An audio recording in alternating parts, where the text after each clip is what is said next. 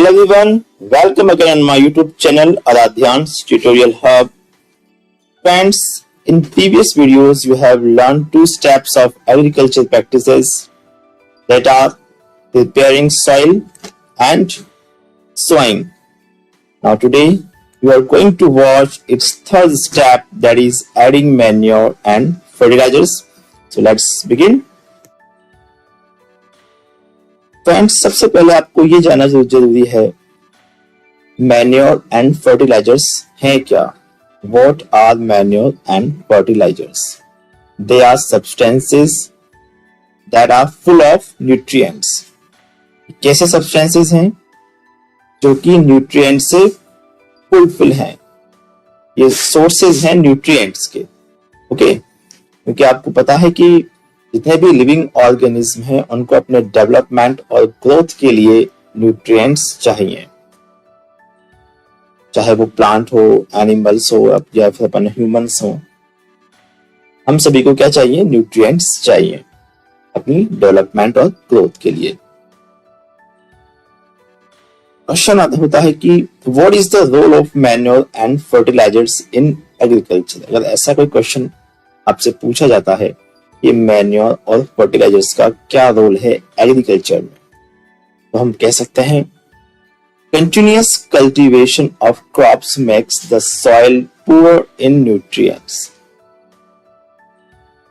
जब continue cultivation किया जाता है, लगातार क्रॉप प्रोडक्शन होता है किसी फील्ड में, तो वहां पर उसकी जो सॉइल है, ठीक है, उस फील्ड की जो सॉइल है उसमें न्यूट्रिएंट्स की कमी हो जाती है।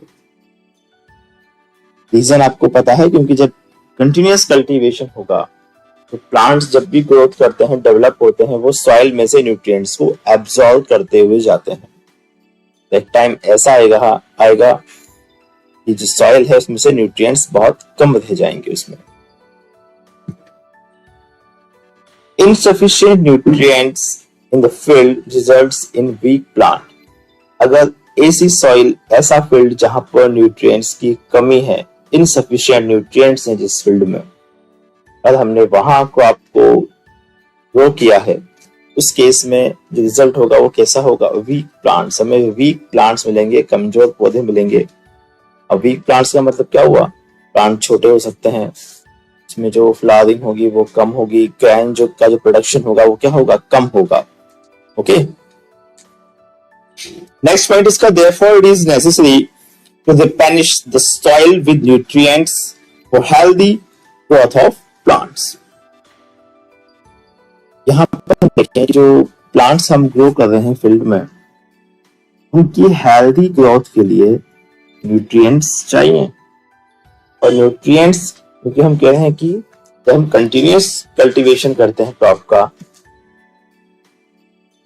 तो सॉइल में न्यूट्रिएंट्स की कमी हो जाती है। सॉइल में न्यूट्रिएंट्स को वापस से फुलफिल करने के लिए हमें क्या करना पड़ेगा? उसमें मैन्योर और फर्टिलाइजर्स को ऐड करना पड़ेगा। इस सॉइल में न्यूट्रिएंट्स की कमी हो गई है, उसको वापस से क्या करना पड़ेगा? रिप्लेनिश करना पड़ेगा। रिप्लेनिश का मतलब क्या होता है? Complete again, we have to fulfil soil with nutrients. हमें सॉइल को वापस से न्यूट्रिएंट्स से फुलफिल करना है, उसको रिचार्ज करना है। ये आप क्या समझ सकते हैं? हमें क्या करना है? सॉइल को एक तरह से हमें उसे रिचार्ज करना है न्यूट्रिएंट से, जिससे कि उस सॉइल में जो प्लांट उगेंगे उनकी ग्रोथ अच्छी होगी। Both substances are added to the soil to increase its fertility and crop yield. अब ये जो मैन्योर और फर्टिलाइजर्स हैं, जब इन दोनों ही सब्सटेंस को हम ऐड करते हैं, तो ये ऐड करने पर क्या करते हैं? सॉइल की फर्टिलिटी को इंक्रीज करते हैं। फर्टिलिटी का मतलब क्या हो गया? जिस सॉइल में प्लांट को ग्रो किया जाएगा वो बहुत अच्छी तरह से उसमें ग्रो करेगा, उसका डेवलपमेंट अच्छा होगा, हेल्दी होगा। ओके, और क्रॉप यील्ड भी ज्यादा होगी, यानी क्रॉप का जो प्रोडक्शन होगा वो भी ज्यादा होगा और ज्यादा क्वांटिटी में ग्रेन्स मिलेंगे। ठीक है, इसलिए मैन्योर और फर्टिलाइजर्स का यूज किया जाता है। अब हम देखें कि मैन्योर और फर्टिलाइजर्स को वन बाय वन हम इसके बारे में स्टडी करेंगे। सबसे पहले हम बात करेंगे मैन्योर की, कि मैन्योर क्या है। Manure is an organic substance. Most important चीज है यहाँ पर वो क्या है कि ये ऑर्गेनिक सब्सटेंस है।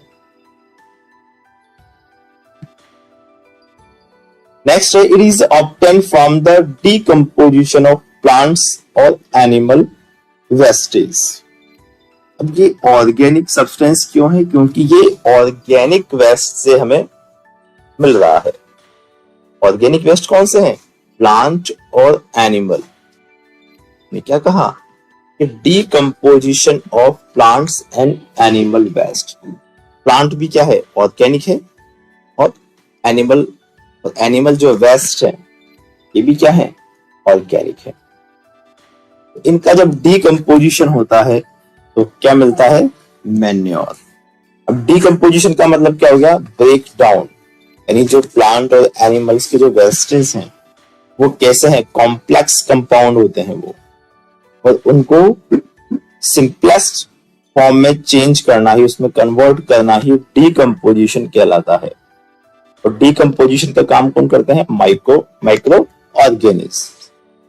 तो इसके लिए फार्मर्स क्या करते हैं? Farmers dump this waste in pits at open places and allow it to decompose by some organism. Farmers क्या करते हैं? इन वेस्ट को, कौन सा वेस्ट? प्लांट और एनिमल वेस्ट, इनको डंप करते हैं। कहाँ डंप करते हैं? ये पिट्स, गड्ढों में। जो ओपन प्लेसेस है उनके फील्ड में क्या करते हैं? वो गड्ढे कर लेते हैं, पिट्स बना लेते हैं, तो उसमें इन वेस्टेज को डंप कर देते हैं, उसमें उनको डाल देते हैं। And allow it to decompose, तो उसे डीकम्पोज होने के लिए छोड़ देते हैं। और ये काम करता कौन है? माइक्रो ऑर्गेनिज्म, बैक्टीरियाज होते हैं जो इस काम को करते हैं। The decomposed matter is used as organic manure। और जब ये मैटर जो वेस्ट है जब ये डिकम्पोज हो जाता है तो ये क्या कहलाता है? ऑर्गेनिक मैटर कहलाता है। नेक्स्ट जो टॉपिक है वो है फर्टिलाइजर्स। अब फर्टिलाइजर्स के बारे में देखते हैं कि फर्टिलाइजर्स क्या होते हैं। Fertilizers are chemicals which are rich in a particular nutrients.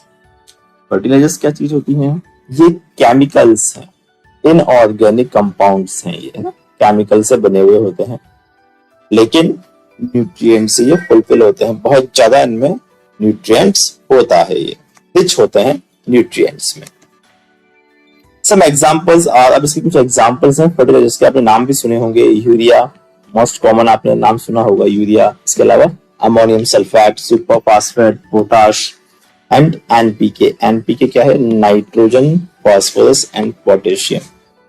यानी इन तीनों ही जो न्यूट्रिएंट्स हैं इनसे फुलफिल होता है ये फर्टिलाइजर एनपीके। एन यहाँ पर आया है नाइट्रोजन के लिए, पी आया है फास्फोरस के लिए, और के आया है पोटेशियम। ये पोटेशियम का जो लैटिन नेम है वो क्या है? कैलियम। और कैलियम के के से ही इसका सिंबल बनाया गया है। The use of fertilizers helps farmers to get better yield of crops such as wheat, paddy and maize. Fertilizers का बेसिकली यूज कहाँ किया जाता है? जो फार्मर्स हैं इसका यूज कहाँ करते हैं फार्मर्स? जो व्हीट, ठीक है, गेहूं की जो फसल है, पैडी, राइस एंड मेज, कॉर्न जो क्रॉप है, उन क्रॉप्स को बहुत अच्छी इनका प्रोडक्शन करने के लिए ही फार्मर्स इन फर्टिलाइजर्स की हेल्प लेते हैं। तो आपने मैन्युअल और फर्टिलाइजर्स को इंडिविजुअली देख लिया है कि ये क्या होते हैं, इनका क्या रोल है। अब इनके डिफरेंस की ओर चलते हैं कि इनमें क्या डिफरेंस है। इसके लिए हम एक टेबल फॉर्म में इसको स्टडी करेंगे। सबसे पहला पॉइंट हम देखते हैं, fertilizer are man made inorganic salt. Fertilizers क्या है? ये मैन मेड है, इन्हें कौन तैयार करता है? मनुष्य, ह्यूमन। और ये इनऑर्गेनिक कंपाउंड है फर्टिलाइजर्स। और मैन्योर की हम बात करें तो मैन्योर क्या है? ये नेचुरल सब्सटेंस है, क्योंकि ये किससे बने हैं? जो नेचुरल सब्सटेंसेस हैं उन्हीं से ही प्राप्त होते हैं। ये एनिमल और प्लांट वेस्टेज से, obtained by decomposition of organic waste. अब यहाँ ऑर्गेनिक में प्लांट एनिमल दोनों ही आ जाते हैं, दोनों की ही वेस्ट से ये मैन्योर तैयार होता है। नेक्स्ट डिफरेंस हम कह सकते हैं, fertilizer is prepared in factories. Fertilizers कहाँ तैयार होते हैं? फैक्ट्रीज में। वहां इनको तैयार किया जाता है। और मैन्योर कहाँ होते हैं? ये फील्ड में, क्योंकि हमने क्या देखा था, फार्मर्स क्या करते हैं, फील्ड में पिट्स बना लेते हैं, गड्ढे बना लेते हैं, उसमें जो ऑर्गेनिक वेस्ट है इसको उसमें डालकर छोड़ देते हैं उसको डिकम्पोज होने के लिए, तो ये फील्ड में तैयार होता है। थर्ड पॉइंट हम कह सकते हैं कि fertilizer does not provide any humus to the soil. Fertilizer से सॉइल में कभी भी ह्यूमस नहीं मिलता। ये हमेशा जो नेचुरल सब्सटेंसेस हैं like plants and animals wastage, उनसे ह्यूमस मिलता है। इसलिए ये चीज कहाँ दिखेगी हमें? मैन्योर में। Manure provides a lot of humus to the soil. तो मैन्योर है, इससे ह्यूमस बहुत ज्यादा क्वांटिटी में सॉइल में मिलता है। फोर्थ इसका डिफरेंस हम कह सकते हैं कि fertilizers are very rich in plant nutrients like NPK। ये बात आपको मैंने पहले बताई थी कि जो फर्टिलाइजर्स हैं ये न्यूट्रिएंट्स में बहुत ज्यादा रिच होते हैं, यानी बहुत ज्यादा क्वांटिटी में इनमें न्यूट्रिएंट्स होता है। स्पेशली किसकी बात करें हम? NPK यानी nitrogen, phosphorus and potassium. Its Latin name is kalium. Okay, but manure की हम बात करते हैं इनमें क्या होता है? Relatively less rich in plant nutrients. इनमें जो प्लांट्स के लिए जो न्यूट्रिएंट्स चाहिए वो कैसे होते हैं? लेस, कम होते हैं काफी, इसकी अपेक्षा, फर्टिलाइजर्स की अपेक्षा। इसका फिफ्थ डिफरेंस हम देख सकते हैं, fertilizer is soluble in water. जो फर्टिलाइजर्स हैं ये क्या है? ये सॉल्युबल है इन वाटर, ये वाटर में डिसॉल्व हो जाएंगे कंप्लीटली। लेकिन हम मैन्योर की बात करें तो ये कभी भी पानी में, वाटर में ये डिसॉल्व नहीं होते, ये इनसॉल्युबल है। तो आपने देखा भी होगा कि जो गोबर की जो काऊ डंग है उसकी आपने खाद देखी होगी, वही मैन्योर है। जैसे आप पानी में डिसॉल्व करना भी चाहेंगे तो वो डिसॉल्व नहीं होगा, है ना, तो ये इनसॉल्युबल होता है। नेक्स्ट इसका डिफरेंस है, फर्टिलाइजर इज एब्सॉर्ब्ड क्विकली। देखिए कि जब फर्टिलाइजर सॉल्युबल है वाटर में डिसॉल्व हो गया ये कंप्लीटली, तो ये एब्सॉर्ब भी कैसा होगा? क्विकली होगा। क्योंकि जो रूट्स है, रूट्स का काम क्या है? वाटर को, मिनरल्स को एब्सॉर्ब करना और उसे प्लांट के जो अदर पार्ट से वहां तक पहुंचाना। तो ये वाटर में इजीली सॉल्युबल है, तो ये क्या होंगे? इजीली रूट के थ्रू पूरे प्लांट्स में एब्सॉर्ब कर लिए जाते हैं, क्विकली होता है काम। लेकिन मैन्योर में क्या होता है? काम बहुत स्लो होता है। मैन्योर इज एब्सॉर्ब स्लोली क्योंकि ये इनसॉल्युबल है। लास्ट डिफरेंस हम कह सकते हैं कि fertilizer might harm the soil. जो फर्टिलाइजेशन का एक्सेस में यूज किया जाता है तो ये क्या करते हैं? सॉइल को नुकसान पहुंचाते हैं, उसे इनफर्टाइल बनाते हैं, उसके उपजाऊपन को भी कम करते हैं। कि मैन्योर की हम बात करें, मैन्योर क्या कैसा है? ये इको फ्रेंडली है, एनवायरमेंट फ्रेंडली होता है मैन्योर। स्टूडेंट्स ये कुछ डिफरेंसेस हैं, मैंने आपको 7 डिफरेंसेस बताए हैं। अगर आपसे क्वेश्चन पूछा जाता है आप इसके 4, 5, 6 या आप चाहें तो पूरे 7 डिफरेंसेस भी इसके लिख सकते हैं, बहुत आसान है। ओके स्टूडेंट्स, नेक्स्ट हम एक एक्टिविटी देखने जा रहे हैं। इस एक्टिविटी में we have 3 classes. We have 3 classes. These are like disposal classes and we have to mark like ABC. हमने यहाँ पर ABC से इसको मार्क कर दिया है इन 3 क्लासेस को। जो फर्स्ट नंबर का क्लास है यानी क्लास A, इस क्लास में हमने सॉइल के साथ में काउ डंग मैन्योर यानी गाय के गोबर की जो खाद है उसको हमने डाला है, काउ डंग मैन्योर को सॉइल के साथ में। सेकंड जो बी वाला ग्लास है इसमें हमने सॉइल में थोड़ा सा यूरिया मिक्स कर दिया है।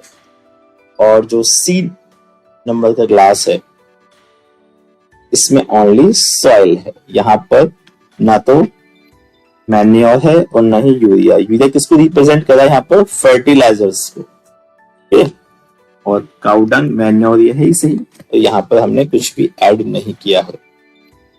अब हम now we are getting 3 same plants of gram seedlings. They are simply seedlings. Okay, so these are seedlings of gram यानी चने। चने के ये प्लांट हैं बहुत छोटे से, और इन तीनों ही प्लांट को हम A, B और C क्लासेस में इनको प्लांट करने जा रहे हैं। ठीक है, हमने इसको उसमें प्लांट कर दिया है। अब इनको हम कुछ दिन के लिए ऐसा ही छोड़ देंगे, इसको लगातार पानी हम देते देंगे, वाटरिंग इसकी हम करते रहेंगे। और कुछ दिनों बाद हम देखते हैं तो जिस क्लास में यानी क्लास सी में केवल सॉइल थी, उसमें इसकी ग्रोथ बहुत कम हुई है, सबसे कम ग्रोथ इसमें हुई है। और जिस ग्लास यानी कि क्लास ए में हमने सॉइल के साथ में मैन्योर लिया था काऊ डंग का, उसमें तो कुछ ग्रोथ हमें देखने को मिली है। लेकिन जिसमें हमने फर्टिलाइजर्स यूज किया यानी यूरिया डाला था, उसमें तो ग्रोथ मैन्योर से भी ज्यादा हुई है। इस बात से हमें ये मालूम चल जाता है कि जो फर्टिलाइजर्स हैं क्या होते हैं, they are very rich in nutrients. उनमें जो न्यूट्रिएंट्स हैं वो भरपूर होता है, बहुत ज्यादा मात्रा में होता है, इसलिए जो ग्रोथ होती है तो आपकी वो बहुत अच्छी होती है, यील्ड ज्यादा होता है। अब देखिए कि यहाँ पर जो फर्टिलाइजर्स हैं, इससे प्रोडक्शन तो बहुत ज्यादा हो रहा है, क्रॉप यील्ड भी ज्यादा मिल रही है, लेकिन कह सकते हैं कि फर्टिलाइजर्स आर नॉट, और कह सकते हैं कि हम बहुत ज्यादा अच्छी नहीं है हेल्थ के लिए, they are not good for health. Reason क्या है तो देखते हैं हम। इसके जो हार्मफुल इफेक्ट्स हैं फर्टिलाइजर्स के, उसको हम देखने जा रहे हैं कि what are the harmful effects of fertilizers. पहला पॉइंट हम कह सकते हैं, excessive use of fertilizers turns the soil less fertile. अगर आपने फर्टिलाइजर्स को बहुत ज्यादा एक्सेसिवली इसका यूज किया है तो ये सॉइल को कैसा कर देगा, लेस फर्टाइल, इसकी जो फर्टिलिटी है उसे कम करता चला जाएगा। Okay, fertilizers contaminate the ground water also. Contaminate का मतलब क्या होता है, उसको प्रदूषित करना, गंदा करना। कंटेमिनेट का मतलब क्या हो गया कि जो सब्सटेंस है उसके अलावा उसमें किसी और अदर सब्सटेंस को ऐड कर दिया जाए, मिक्स कर दिया जाए, जो कि उस सब्सटेंस के लिए कैसा उसको वो डर्ट कर रहा हो या उसको हार्म कर रहा हो, तो उसे हम क्या कहेंगे, कंटेमिनेट वर्ड का यूज हम वही यूज करते हैं किसी को, यानी किसी से ग्राउंड वाटर है तो उस ग्राउंड वाटर के अंदर जो फर्टिलाइजेशन पे हम क्या करते हैं, इसको सॉइल के अंदर मिक्स कर रहे हैं फर्टिलाइजर्स को, तो ये डिसॉल्व होता है पानी के साथ में, कहाँ चला जाता है, ये अंडरग्राउंड वाटर में ये धीरे धीरे समाता हुआ चला जाता है, और ग्राउंड वाटर को ये कंटेमिनेट करता है, क्योंकि जो फर्टिलाइजर्स के अंदर जो भी केमिकल्स हैं वो क्या होंगे, वो ग्राउंड वाटर में मिक्स हो जाएंगे। और जब भी कभी इसको ग्राउंड वाटर को काम में लिया जाता है, जैसे बोरिंग करते हैं, बोरिंग के अंदर क्या होता है, ग्राउंड वाटर को काम में लिया जाता है, या जो वेल होता है, कुआं है ना, हैंड पंप है, ट्यूबवेल है, वो क्या है, ग्राउंड वाटर को ही तो निकाल रहा है वो, है ना, तो वो वाटर कैसा होगा, कंटेमिनेटेड होगा, पॉल्यूटेड होगा, कैसा होगा, वो हार्मफुल होगा। नेक्स्ट हम कह सकते हैं, एक्सेसिव यूज ऑफ फर्टिलाइजर्स में लीड टू हेल्थ इश्यूज। अब ज्यादा क्वांटिटी में फर्टिलाइजर्स का यूज किया जाएगा तो इससे कुछ हेल्थ इश्यूज हो सकते हैं, कुछ बीमारियां हो सकती हैं। कौन कौन सी हो सकती हैं, जैसे रेस्पिरेटरी प्रॉब्लम्स, सांस लेने से संबंधित, श्वसन संबंधित जो भी समस्या है, रेस्पिरेटरी प्रॉब्लम्स, चाहे वो लंग्स की हो या ब्रीथिंग की हो, वो प्रॉब्लम्स हो सकती हैं। कार्डियक डिजीज, हार्ट से रिलेटेड जो डिजीज हैं उसके लिए भी रेस्पॉन्सिबल हो सकता है। And several type of cancer, और कई तरह के जो कैंसर्स हैं उसके लिए भी ये रेस्पॉन्सिबल होते हैं फर्टिलाइजर्स। ओके स्टूडेंट्स, ये से कुछ हार्मफुल इफेक्ट्स हैं। अगर आपसे पूछा जाता है कि what are harmful effects of fertilizers, you can write all these points. Now we are going to study some advantages of manure, as you have learned that fertilizers are harmful. So manure is better than fertilizers. Okay? यहाँ पर questions आपसे पूछा जा सकता है कि why manure is better than fertilizers, or simply the question will be like write the advantages of manure. दोनों में से कैसे प्रश्न पूछा जाए, आंसर्स का सेम होगा। क्या पॉइंट्स आप बता सकते हैं, क्या लिख सकते हैं, पॉइंट्स हमको देखिए वन बाय वन। सबसे पहले हम देखिए, it enhances the water holding capacity of the soil. आपने नोटिस किया होगा, आपके घर में लगे हुए गमले को आपने चेक किया होगा कि जब भी आप इसमें कभी ऐसा हुआ होगा कि आपने इसमें पानी डाला और वो पानी तुरंत ही बहुत जल्दी से इसमें से नीचे से निकल गया होगा, बह गया होगा, गमले के नीचे से, क्योंकि उस सॉइल की जो वाटर होल्डिंग कैपेसिटी है वो डेफिनेटली बहुत लो है, इसलिए पानी सॉइल में डालते ही वो नीचे से निकल गया, यानी उस सॉइल के अंदर मैन्योर की कमी है। अगर उसमें मैन्योर होता तो वो क्या करता, उस वाटर को होल्ड करके रखता, मींस उसको रोके रखता सॉइल में, और सॉइल में अगर वो वाटर रुका रहेगा तो क्या होगा, प्लांट को जो रूट्स हैं उसे उस वाटर को एब्सॉर्ब करने का टाइम मिल जाएगा। तो यही रीजन है, ये सबसे बड़ा एडवांटेज है मैन्योर का, कि अगर आपने सॉइल के अंदर मैन्योर को मिक्स किया है तो जो सॉइल है उसकी वाटर होल्डिंग कैपेसिटी इंक्रीज हो जाती है। नेक्स्ट पॉइंट हम कह सकते हैं, it makes the soil porous due to which exchange of gases becomes easy. Manure वाली जो सॉइल होती है वो कैसी होती है, पोरस होती है। आपने देखा होगा कि जो सॉइल होती है जिसके अंदर मैन्योर, गाय की या गोबर की जो खाद डाली जाती है, गाय के गोबर की से जो बनी खाद होती है, नेचुरल जो होता है मैन्योर, काफी सॉफ्ट होती है।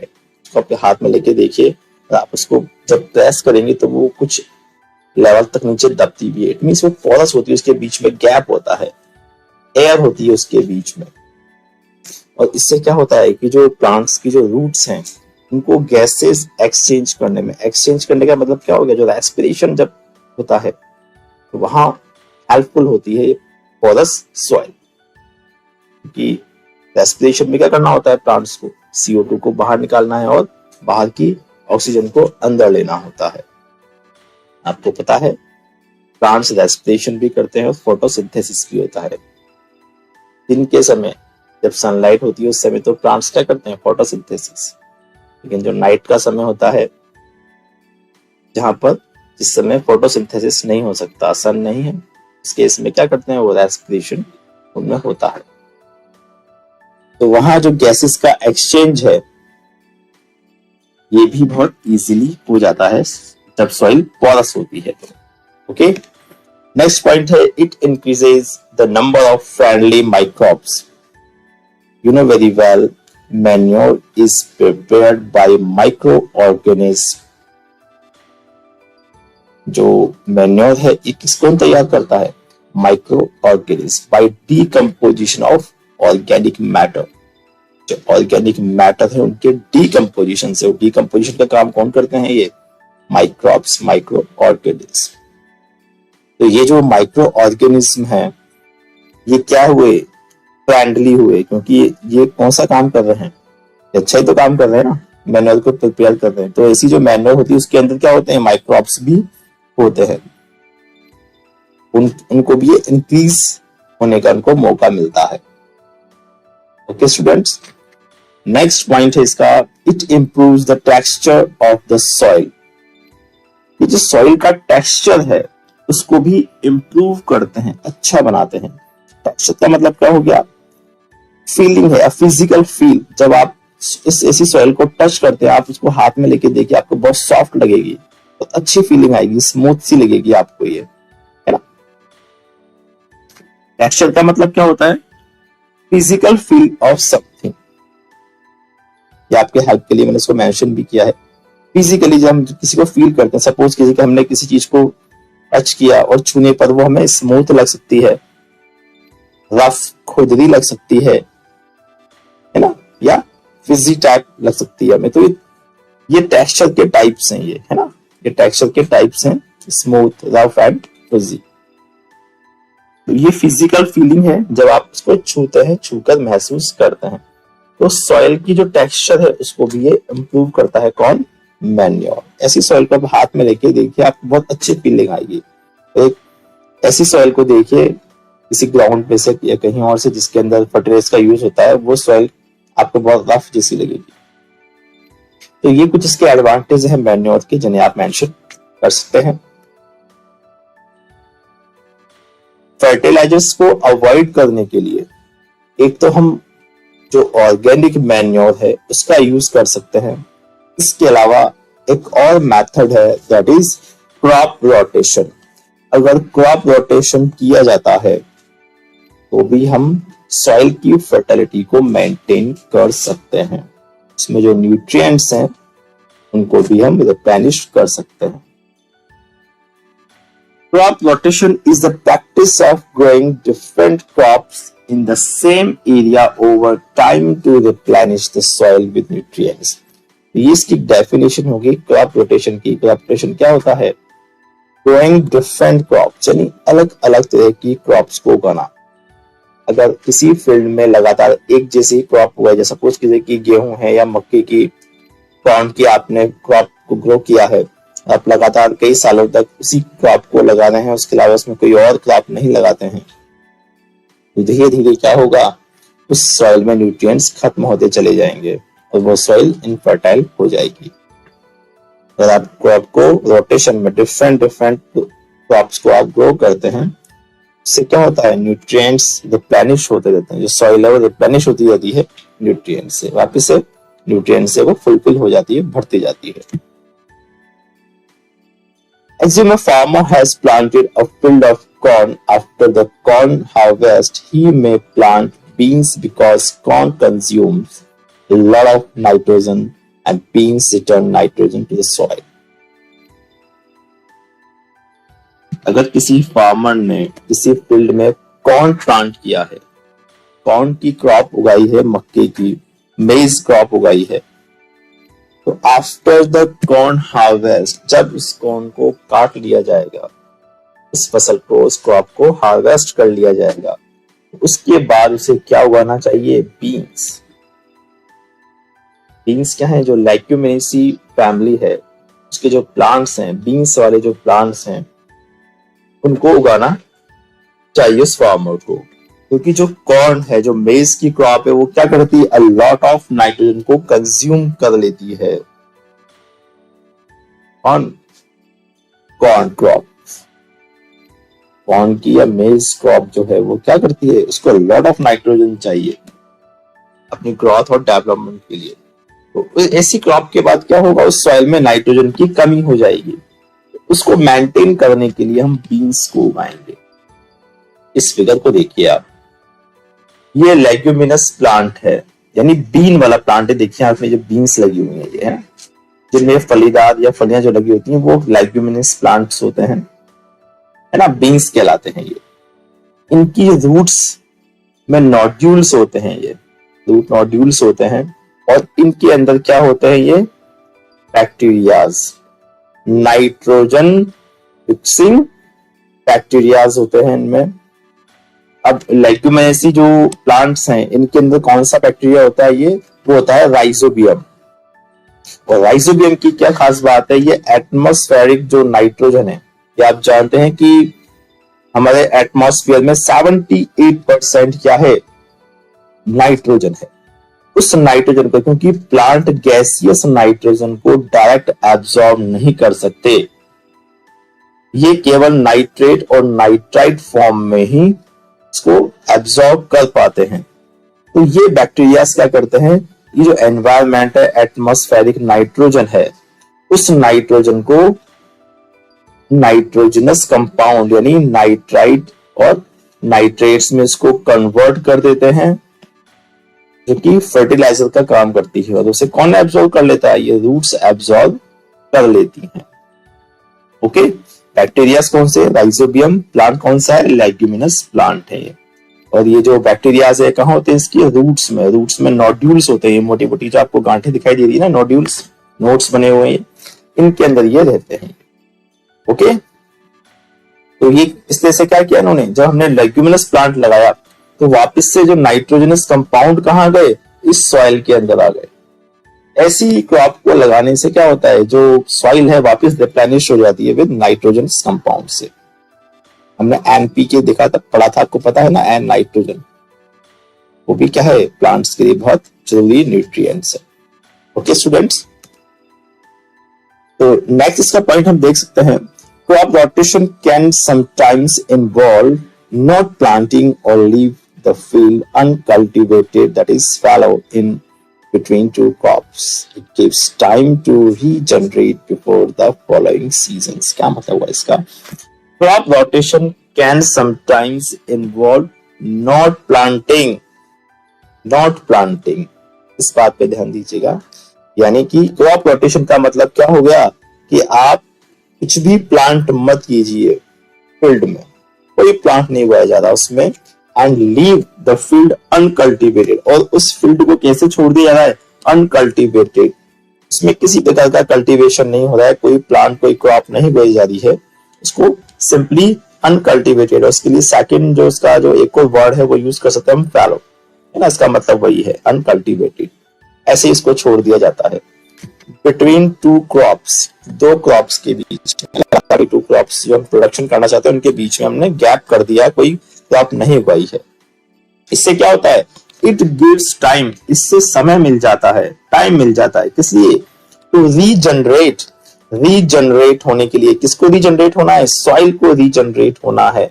रीजनरेट किस चीज से होना है, न्यूट्रिएंट से, बिफोर द फॉलोइंग सीजन, यानी जब नेक्स्ट सीजन आएगा उसके पहले तक उसको रीजनरेट होना है सॉइल को।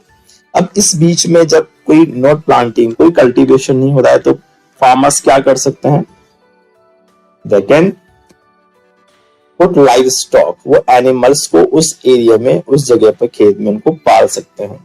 इससे क्या होगा, एनिमल्स वहां रहेंगे तो जो एनिमल्स का जो वेस्टेज निकल रहा है वो क्या करेगा, उस सॉइल के लिए मैन्योर का काम करेगा। एक क्रॉप रोटेशन भी एक मेथड होता है अगर हम फर्टिलाइजर्स को अवॉइड करना चाहते हैं, कि हम चाहते हैं कि हम केवल ऑर्गेनिक मैन्योर का ही उपयोग करें। ओके स्टूडेंट्स, तो आज ये जो एडिंग मैन्योर एंड फर्टिलाइजर का टॉपिक था ये कंप्लीट होता है। Hope you have enjoyed it, आपको समझ में बहुत अच्छे से आया होगा। वीडियो आपको अच्छा लगा हो तो लाइक जरूर करें, और चैनल को अभी तक सब्सक्राइब नहीं किया है तो सब्सक्राइब जरूर कर लें, बेल आइकन को जरूर आप ऑन कर लें, इस पर टैप कर लें, ताकि जब भी कोई नया वीडियो आपको मिले आपको उसका नोटिफिकेशन आपके मोबाइल पर तुरंत मिल जाएगा। अपने फ्रेंड्स को शेयर करना ना भूलें। मिलते हैं नेक्स्ट वीडियो में, टिल देन कीप वॉचिंग आराध्यान।